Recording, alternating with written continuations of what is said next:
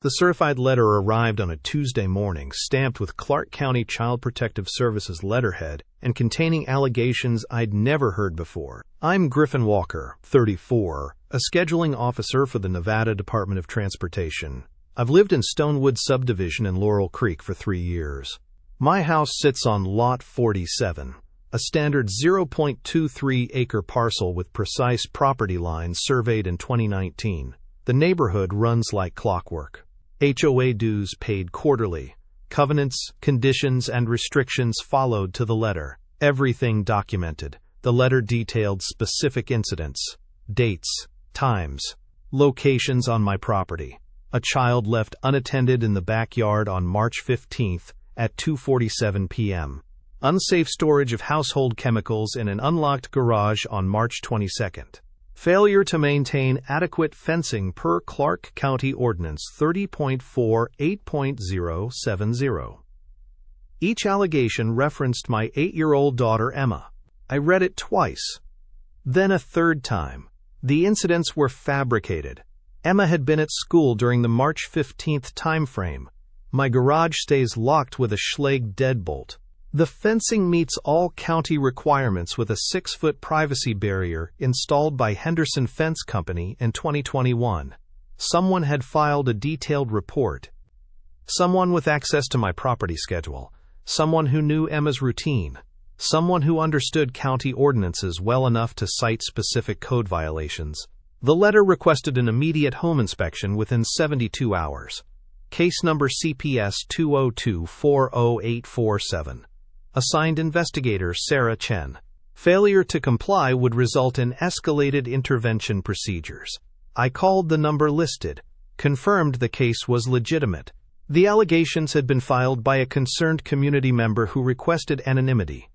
Standard protocol. The report included photographs of my property and detailed observations spanning several weeks. My hand stayed steady as I hung up the phone, but something cold settled in my chest. Someone in Stone Woods had been watching my family, taking pictures, building a case, using the system against us with surgical precision. I walked to my front window and looked across Maple Ridge Drive. Aaron Nelson was loading recycling bins into his truck. He'd been our community recycling manager for 2 years. Always helpful. Always asking about Emma's school activities. Always offering to check our property when we traveled. He waved when he saw me watching. I didn't wave back. The investigation started with my property survey. I pulled the Henderson County records from 2021 when I purchased the house. Lot dimensions: 0.23 acres, 75 feet frontage, 134 feet depth. Property lines clearly marked with iron stakes at each corner. The survey showed my fence placement at exactly 72 inches from the rear property line, meeting Clark County setback requirements.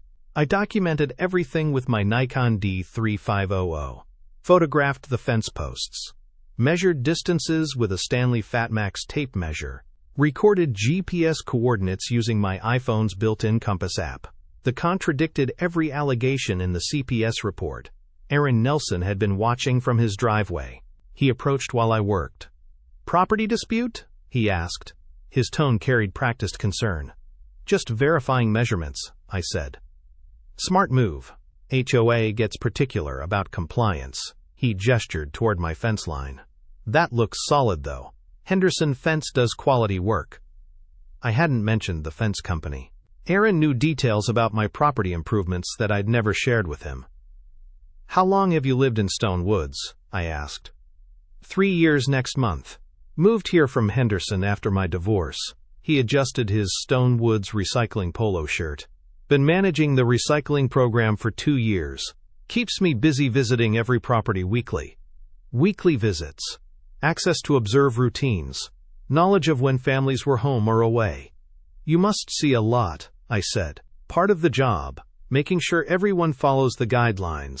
His smile didn't reach his eyes. Community standards matter. That evening I reviewed the CPS allegations again.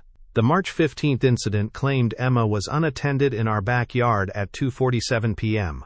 I checked my work calendar. I'd been conducting a scheduling meeting with Laurel Creek Public Works from 2:30 to 4 p.m. that day. Emma was at Sunset Elementary until 3:15 p.m., then at after-school care until I picked her up at 4:30 p.m.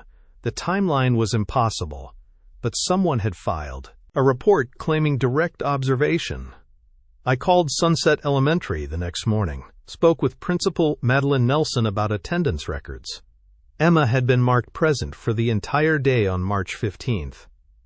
No early dismissals. No absences. "Is there a concern about Emma's welfare?" Principal Nelson asked. "Someone filed a report claiming she was unsupervised during school hours." "That's clearly inaccurate. Our records are comprehensive. Would you like copies of her attendance documentation?" I drove to the school and collected 3 months of attendance records. Emma had perfect attendance. No early dismissals. No tardies. The CPS allegation was demonstrably false. The garage chemical storage claim was equally fabricated. I kept all household chemicals in a locked cabinet mounted 8 feet high on the north wall. The cabinet used a master lock combination lock. I photographed the setup and documented the lock serial number. But someone had observed my garage interior well enough to file a detailed report about unsafe storage practices. I started tracking Aaron's recycling route. Tuesday mornings he collected from the east side of Maple Ridge Drive. Thursday mornings the west side. His truck carried standard 96-gallon waste management containers and a digital camera for documenting violations. The camera detail bothered me. I'd never seen him use it for recycling purposes. I called Stonewood's HOA management company, Desert Vista Property Services. Spoke with Office Manager Madeline Nelson about recycling program protocols. "Aaron submits weekly compliance reports," she explained. "Documents any violations of CC&R Section 4.7 regarding waste management and property maintenance." "Does he photograph properties?" "Standard procedure for violation documentation. All photos are filed with the HOA board and retained for legal purposes." Aaron had legitimate access to photograph every property in Stone Woods. Weekly visits.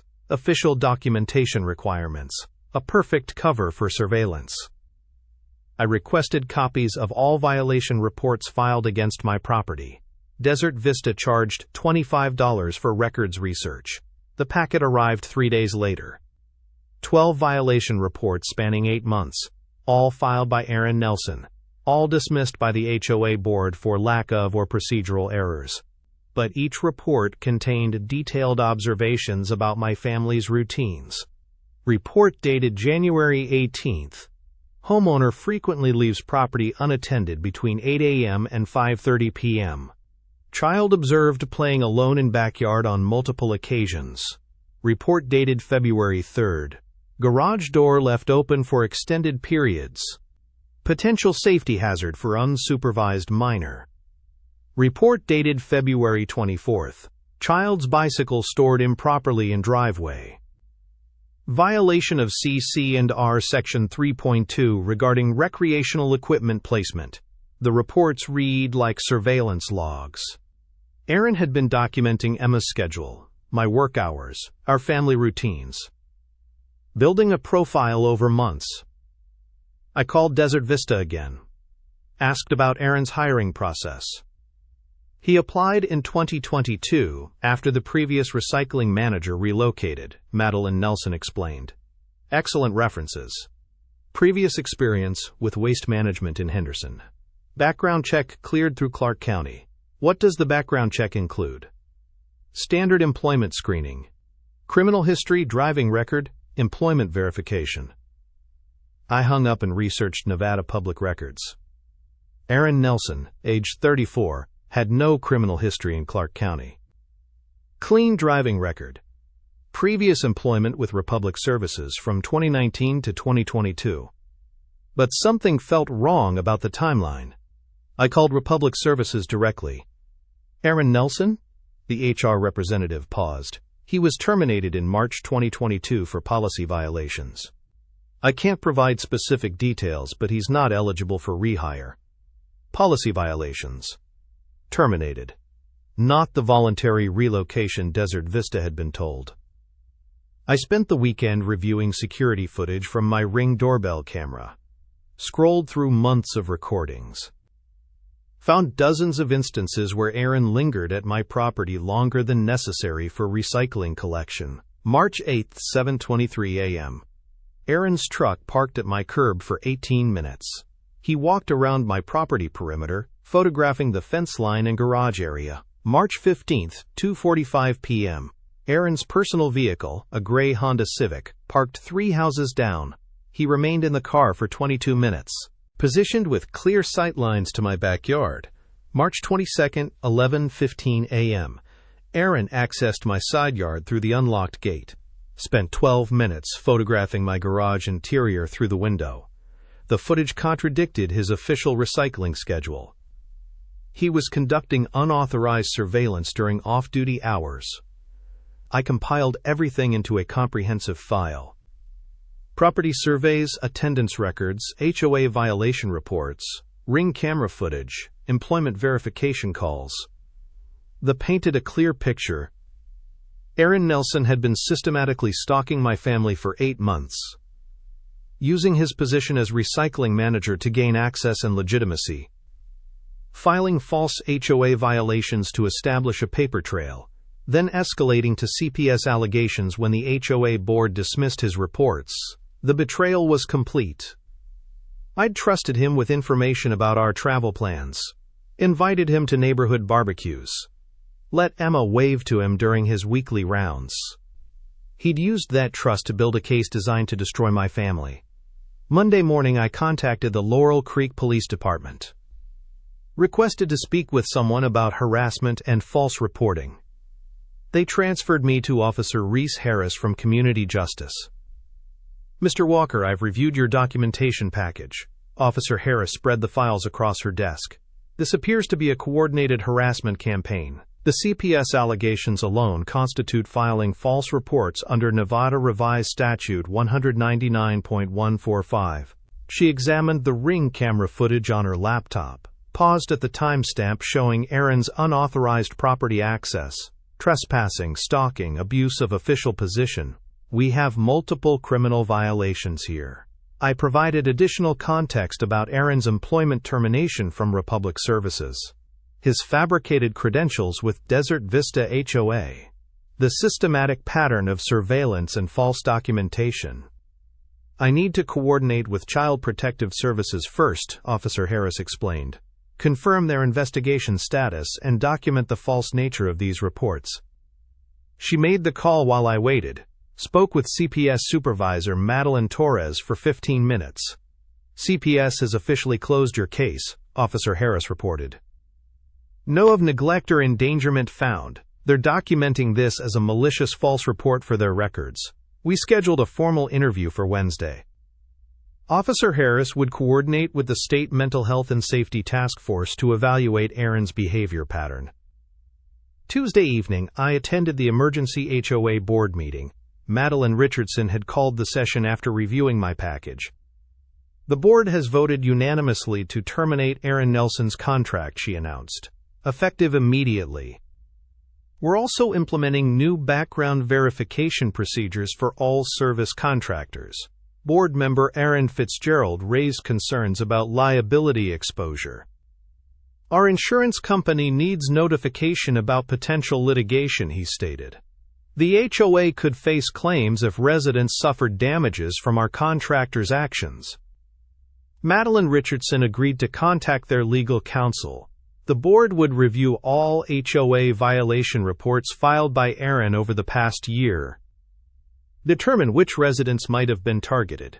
We're also installing security cameras at the community center, she added. Any future contractor misconduct will be documented. Wednesday's police interview lasted 2 hours. Officer Harris recorded my statement while a detective from the State Mental Health and Safety Task Force observed. Mr. Nelson's behavior shows escalating obsessive patterns, the task force detective noted. Surveillance, documentation, false reporting. Classic stalking progression. They'd already interviewed Aaron that morning. He denied all allegations initially, claimed his property visits were routine recycling inspections. Then we showed him the Ring camera footage, Officer Harris explained, timestamps proving he was there during off-duty hours. His story changed quickly. Aaron admitted to the unauthorized surveillance, claimed he suspected code violations and was gathering for the HOA, but couldn't explain the CPS reports or his employment deception. He's agreed to a psychological evaluation, the task force detective reported. Court-ordered assessment to determine if mental health treatment is required. Thursday, I received a call from Desert Vista's legal department. They were conducting their own investigation into Aaron's background falsification. We're reviewing all his work product, the attorney explained. Any reports, violations, or recommendations he made during his employment? Residents affected by his actions may have grounds for civil claims. They discovered Aaron had filed suspicious violation reports against 4 other families in Stone Woods. All involved properties with young children. All reports were later dismissed by the HOA board. We're notifying those residents about the situation, the attorney continued. They deserve to know their privacy was violated. Friday brought the criminal charges. Officer Harris called with the update. Aaron Nelson has been charged with stalking, criminal trespass, and filing false reports, she reported. The district attorney's office is treating this as aggravated stalking due to the child endangerment allegations. Bail was set at $15,000. Aaron's court-appointed attorney was negotiating a plea agreement. The psychological evaluation showed obsessive-compulsive tendencies and paranoid ideation, Officer Harris explained. He'll likely receive mandatory counseling as part of any sentence. I felt relief mixed with exhaustion. 8 months of systematic harassment were finally being addressed through proper legal channels. The following week, I met with other affected families. Madeline Torres from Maple Street had received 3 false HOA violations from Aaron. Aaron Fitzgerald's neighbor reported similar surveillance activities. We should document everything, Madeline Torres suggested. Create a comprehensive record of his targeting pattern. We formed an informal support group, shared security footage and violation reports, built a timeline showing Aaron's escalating behavior across multiple properties. He was clearly selecting families with children, Aaron Fitzgerald observed, testing different harassment methods to see what worked. The pattern was unmistakable. Aaron had been conducting a neighborhood-wide campaign of intimidation and false reporting. 2 weeks later, Aaron Nelson accepted a plea agreement, guilty to stalking and filing false reports, sentenced to 18 months probation, mandatory psychological counseling, and a permanent restraining order. He's also required to pay restitution for legal fees and security system upgrades, Officer Harris informed me. The court wants to ensure victims are compensated for damages. Desert Vista HOA implemented new contractor screening procedures, background checks, employment verification, and quarterly performance reviews. They also established a resident complaint hotline for reporting suspicious contractor behavior. We failed in our oversight responsibilities, Madeline Richardson admitted during the final board meeting. These new protocols will prevent similar situations. The community felt safer. Aaron's systematic harassment had created an atmosphere of suspicion and fear. His removal allowed normal neighborhood relationships to resume. I developed safety protocols for families facing neighborhood hostility, documented the investigation process, and shared resources with other residents. 6 months later, Stone Woods felt like a different neighborhood entirely. The morning walks resumed their peaceful rhythm. Children played in front yards without parents hovering nervously nearby. The constant that had gripped our community for nearly a year had finally lifted. I stood in my backyard, watching the new fence installation crew work. Professional contractors this time, properly vetted through Desert Vista HOA's enhanced screening process. The old boundary markers Aaron had manipulated were being replaced with permanent concrete posts and professional-grade cedar fencing. "Looks good, Mr. Walker," the crew supervisor called out. "These markers won't be moving anytime soon." The restitution funds had covered the security upgrades and property repairs. New cameras with cloud storage backup. Motion-activated lighting along the perimeter. A comprehensive security system that actually protected rather than surveilled. Madeline Torres stopped by with fresh coffee and updates from the neighborhood watch group we'd established. 3 more families have joined, she reported. Aaron Fitzgerald is coordinating the monthly meetings. We're focusing on legitimate safety concerns now. The support network had evolved into something positive. Neighbors actually knew each other's names. Block parties were being planned. The community Aaron Nelson had tried to divide through fear and manipulation was stronger than before. Desert Vista HOA had implemented the new contractor protocols across all their managed communities. Background checks, employment verification, and quarterly performance reviews were now standard practice. The resident complaint hotline received regular use for legitimate concerns. We've had 0 incidents since the new procedures started, Madeline Richardson had reported at last month's board meeting. Contractor accountability has improved significantly. My work as a scheduling officer had expanded to include community safety consulting. Other HOA boards requested guidance on implementing similar oversight protocols. The experience with Aaron's harassment campaign had created unexpected expertise. The legal proceedings had concluded with full restitution and Aaron's permanent removal from all HOA contractor positions. His probation officer confirmed he'd relocated outside Laurel Creek entirely. The restraining order remained in effect indefinitely. Officer Harris had commended our documentation efforts during the final case review. Your collection made prosecution straightforward, he'd noted. This case will serve as a model for similar investigations. The children in our neighborhood played freely again. No more worried glances toward recycling trucks or suspicious contractor vehicles. The atmosphere of fear Aaron had cultivated through months of calculated harassment had been replaced with genuine community connection.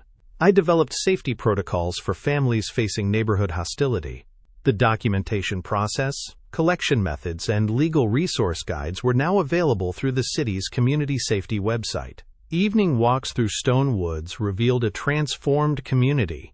Neighbors waved from porches. Children's laughter echoed from backyards. The surveillance cameras that once felt invasive now provided actual security rather than tools for harassment. The recycling program continued under new management. Proper scheduling, professional conduct, and transparent operations. No more mysterious violations or intimidating surveillance activities. Aaron Nelson's systematic campaign had ultimately failed. His attempt to control and intimidate families through false reports and harassment had only strengthened our community's resolve to protect each other. The silence in my backyard was different now. Not the tense quiet of being watched and targeted, but the peaceful calm of genuine safety. No more checking security footage for suspicious activity. No more documenting harassment incidents. It was finally over, and the silence felt earned.